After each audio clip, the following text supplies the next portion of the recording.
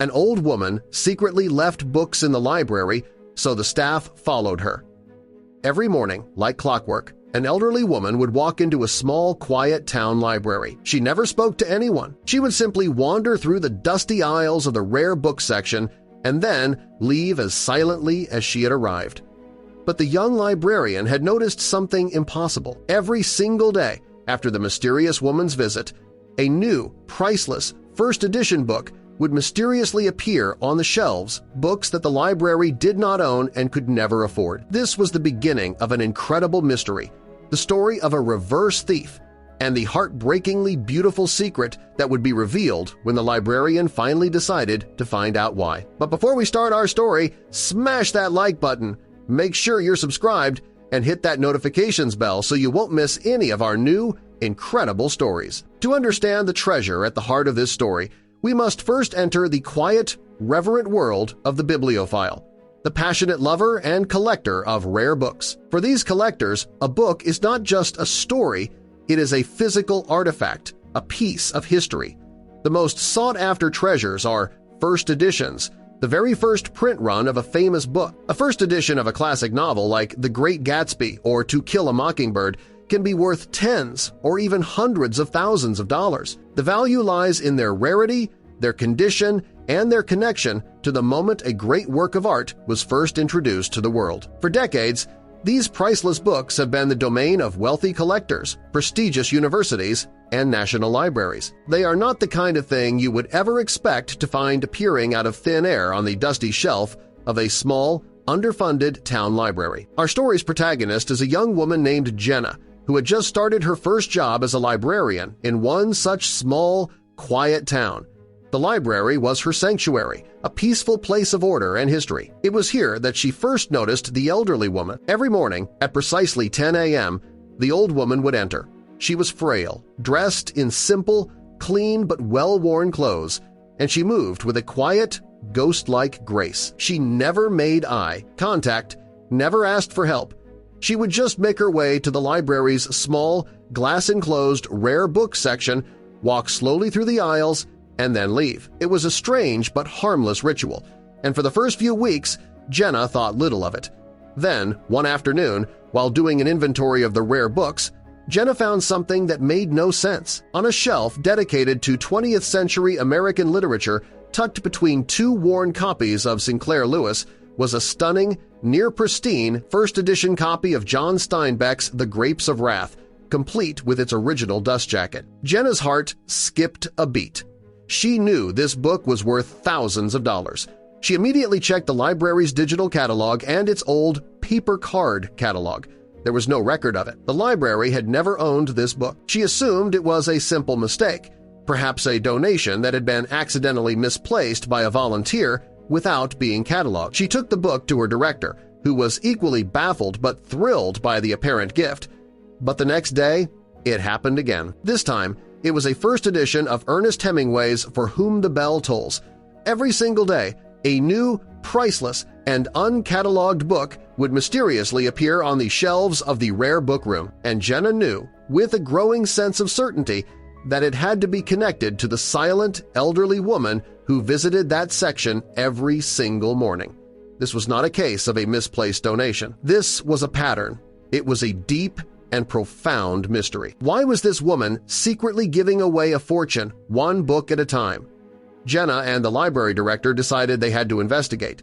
They reviewed the library's security camera footage, and there it was. The footage showed the elderly woman entering the rare book room, looking around carefully to make sure she was alone. Then, with a slow, deliberate movement, she would pull a beautiful, old book from her tote bag and slide it into an empty space on the shelf. The footage was incredible. They were witnessing a secret, systematic, and incredibly valuable donation, an act of reverse shoplifting. But the mystery of why was still completely unsolved.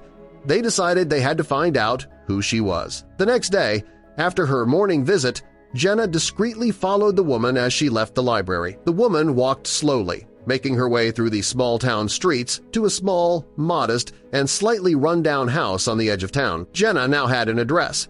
The quiet mystery of the library was about to enter a new, far more personal chapter. Armed with an address, The young librarian, Jenna, and the library director decided they had to approach the situation with the utmost care and respect. They looked up the property records and found that the small, modest house belonged to an elderly widow named Eleanor Vance. A search through the local newspaper archives and public records began to paint a picture of her life, and it was a story tinged with a deep and profound sadness. Eleanor had been married for over 50 years to a man named Arthur Vance. Arthur had been an English literature professor at the local college, a passionate, brilliant man who was known for his love of books, but 10 years ago he had passed away after a long and difficult battle with Alzheimer's disease. This is where the story shifts, from a simple mystery to a heartbreaking love story.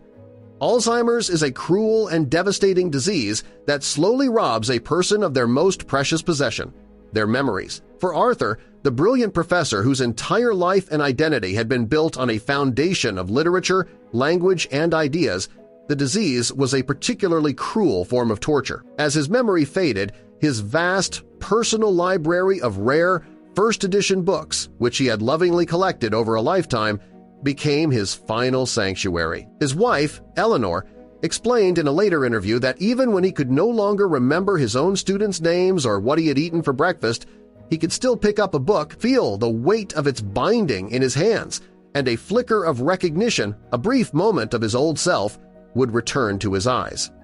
After he passed away, Eleanor was left alone in their small house, surrounded by the thousands of books that were a constant, silent reminder of the man she had lost. The books were not just paper and ink. They were the physical embodiment of her husband's soul. She couldn't bear to sell them, but she also couldn't bear to see them sit silently on the shelves, their stories unread. And so she began her own quiet and beautiful mission. Every single morning, she would select one book from her husband's vast collection. She would hold it for a while, perhaps remembering the day he had bought it or a time they had read it together, and then she would walk to the town library, the one place she knew the book would be safe, cherished, and most importantly, available for a new generation of readers to discover. She would secretly place it on the shelf, a silent, anonymous gift of knowledge and love, her own unique way of keeping her husband's passion and his memory alive. When Jenna and the library director finally understood the full, heartbreaking reason why, they knew they could not simply go and knock on Eleanor's door.